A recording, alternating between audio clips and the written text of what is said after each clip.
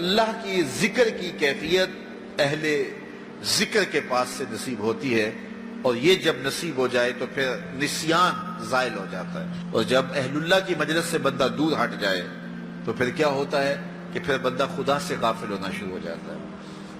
نمازیں چھوٹنے لگیں گی، سستی ہوگی، غیبت، برائیاں، اور کیا کچھ زندگی کے اندر پیدا ہو جائے گا۔ وہ کسی زمانے میں ایک گاؤں کے مولوی صاحب کے بارے میں یہ خبر پہنچی کہ انہوں نے اسلام کو چھوڑ دیا ہے اور عیسائیت قبول کر لی، تو جو قریبی شہر کے علماء تھے انہیں بڑی تشویش ہوئی، تو علماء کا ایک گروہ ان کے پاس گیا اور جا کے کہا حضرت ماجرا کیا ہوا؟ انہوں نے کہا جی میں ایک دن نماز پڑھانے کے لیے صبح فجر کے وقت نکلا، ٹھنڈے پانی سے وضو کیا تھا، سنتیں پڑھنے کے بعد نماز میں ابھی وقت تھا تو میری آنکھ لگ گئی، تو اچانک اقامت ہوئی تو میں اٹھا اور مصلی کی طرف دوڑ پڑا، پھر مجھے خیال آیا کہ میں تو وضو کرنا ہے،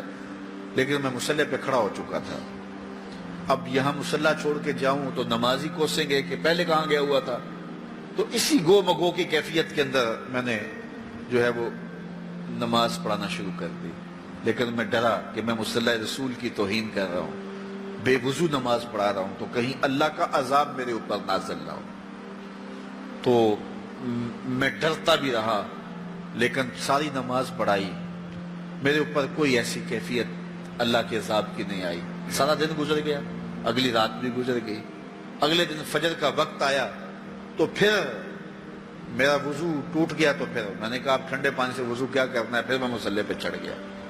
حتیٰ کہ میری عادت ہو گئی، اور میں پہلے تو ڈرتا تھا کہ اللہ کا عذاب میرے اوپر نازل نہ ہو، اور پھر یہ بھی خوف ختم ہو گیا، پھر ایک دن میں غسل کی حاجت سے تھا اور میں نے غسل کرنے کی بجائے فجر کی نماز پڑھا دی، اس دن میں دوبارہ ڈرا کہ کہیں اللہ کا عذاب نازل نہ ہو جائے، تو کہا سلام پھیرا تو میرے اوپر اللہ کا کوئی عذاب نازل نہیں ہوا، تو میں نے اسلام کو چھوڑ دیا کہ اسلام سچا دین ہوتا تو میں اتنی توہین کی ہے مصلی رسول کی، اتنی توہین کی ہے اللہ کے گھر کی، تو میرے اوپر کوئی عذاب آتا، تو میرے اوپر کوئی عذاب نہیں آیا، تو میں پھر واپس ہو گیا،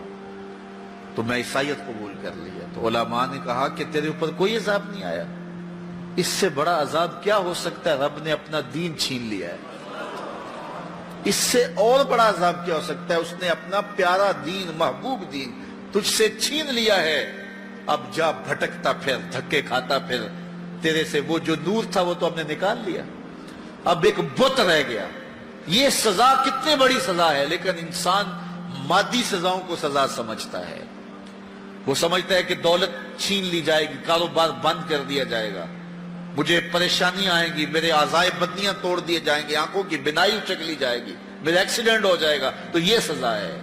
پتھر اتریں گے تو یہ سزا ہے۔ کہا یہ بھی سزا کی صورتیں تو ہیں، لیکن یہ سزا اوروں کو دی جاتی ہے،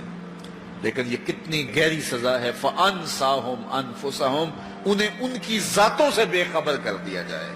انہیں پتہ ہی نہ ہو کہ ہم دنیا پہ آئے کس لیے ہیں، مقصد حیات کیا ہے۔ ساری زندگی یوں گزار کے چلے گئے جس طرح ایک جانور گزار کے چلا جاتا ہے، کھایا پیا سویا آرام کیا چلے گئے، صرف اپنی خواہشات نفس کی تکمیل میں زندگی گزار دی۔ وہ تجھے اشرف بنایا ہے، تیرے سینے میں دھڑکتا دل رکھا ہے، تجھے اس نے اپنی امانتوں کا امین بنایا ہے، تو یہ بوجھ اٹھا کے چل پھر رہا ہے، اور اگر اس نے اس کو اتار دیا تو پھر یہ بہائم اور چوپایا ہو گیا۔ اولئک کالانعام بل ہم اضل، فرمایا یہ چوپایا ہے، چوپائے سے بھی بدتر ہے، اس سے بھی آگے چلا گیا۔ تو اس لیے جب اس سے وہ دولت ہی چھین لی گئی تو اس کے پلے باقی کیا بچا؟ تو اللہ مجھے اور آپ کو توفیق دے کہ مقصد زندگی ہمارے ہاتھ میں آ جائے، جس لیے ہماری تخلیق ہوئی ہے، اللہ کی معرفت حاصل کر وہ دولت ہمارے ہاتھ آ جائے۔ اگر وہ دولت نہیں ہے تو ساری زندگی برباد گزر گئی۔ اس لیے خندق کھودتے صحابہ پر جب پیار آیا تو یہی کہا، اللہم ان العیش عیش الآخرہ فاغفر للانصار والمہاجرہ، اے اللہ زندگی تو حقیقت میں آخرت کی زندگی ہے، میرے انصار کو بھی بخش دے، میرے مہاجروں کو بھی بخش دے۔ تو زندگی مانگی تو وہ آخرت کی زندگی مانگی۔ اللہ مجھے آپ کو اس مختصر زندگی کو یاد الہی میں گزارنے کی توفیق دے۔